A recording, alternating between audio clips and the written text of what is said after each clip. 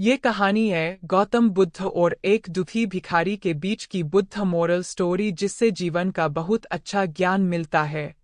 एक बार महात्मा बुद्ध एक गांव में अपने शिष्यों सहित घने पेड़ की छाव के नीचे बैठे थे। आसपास के गांवों से बहुत से लोग अपनी मानसिक समस्याएं लेकर महात्मा बुद्ध के पास आ रहे थे। महात्मा बुद्ध उन सब की मानसिक परेशानियों का समाधान देते। सब लोग खुशी खुशी अपनी समस्याओं का समाधान पाकर वहां से लौट रहे थे।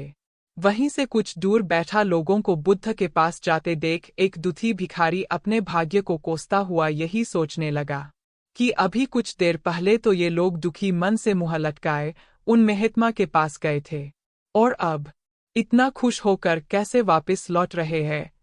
आखिर माजरा क्या है? जरा मैं भी जाकर देखूं कि वो महात्मा ऐसा कौन सा खजाना बांट रहा है इन लोगों को। वे इतने प्रसन्न हुए कि उनके चेहरे लाल हो गए। जब वो दुख भिखारी कुछ नजदीक गया तो उसने देखा कि ये महात्मा तो लोगों को प्रवचन देकर लोगों के दुख का निवारण कर रहे हैं।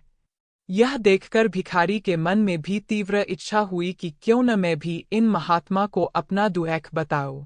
मुझे भी अपने दुख का समाधान अवश्य मिलेगा। बस फिर क्या था, समाधान पाने की लालसा लिए भिखारी महात्मा बुद्ध के सामने पहुंचा और हाथ जोड़कर प्रणाम करते हुए बोला, मैं भी लोगों की मदद करना चाहता हूँ। मुझे लोगों की मदद करने की बहुत इच्छा है, लेकिन मैं कैसे मदद कर सकता हूँ? मैं बहुत गरीब हूँ। मेरे पास न तो पैसे हैं और न ही कोई ऐसी चीज जिससे मैं किसी की मदद कर सकूं।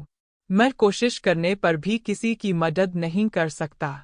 मुझे भगवान ने इतना गरीब क्यों बनाया? हे महात्मा, मुझ पर कुछ कृपा करो। इतना बोलते हुए भिखारी रोने लगा। महात्मा बुद्ध बोले, आप बहुत अज्ञानी हैं, क्योंकि आप अभी तक इस भ्रम में जी रहे हो कि तुम्हारे पास कुछ नहीं, जबकि दूसरों को कुछ देने के लिए तुम्हारे पास बहुत कुछ है। तुम बिना धन और वस्तु के भी दूसरों की मदद कर सकते हो। तुम्हारे पास जुबान है जिससे तुम मीठे शब्द बोलकर किसी के दुखी चेहरे पर मुस्कान ला सकते हो। इन्हीं शब्दों की ताकत से तुम किसी के भी टूटते हौसलों को फिर से मजबूत कर सकते हो। इन शब्दों की शक्ति से आप किसी के भी मन में सकारात्मक विचारधारा के बीज बो सकते हैं और उसे गलत रास्ते पर जाने से रोक सकते हैं। तुम्हारे दो हाथों से किसी भी कमजोर या लाचार व्यक्ति की सहायता कर सकते हो।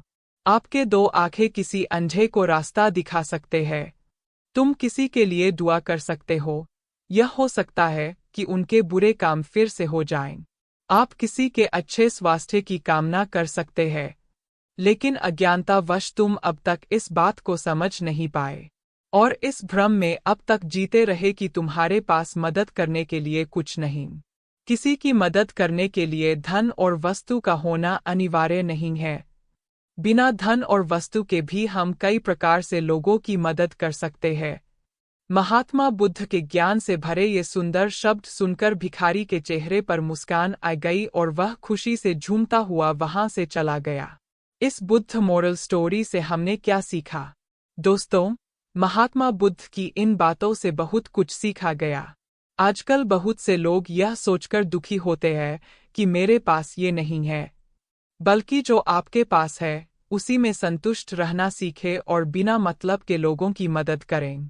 इन्हीं से आपको परम सुख की प्राप्ति होगी। तो दोस्तों, यह बुद्ध मोरल स्टोरी आपको कैसी लगी जरूर बताना।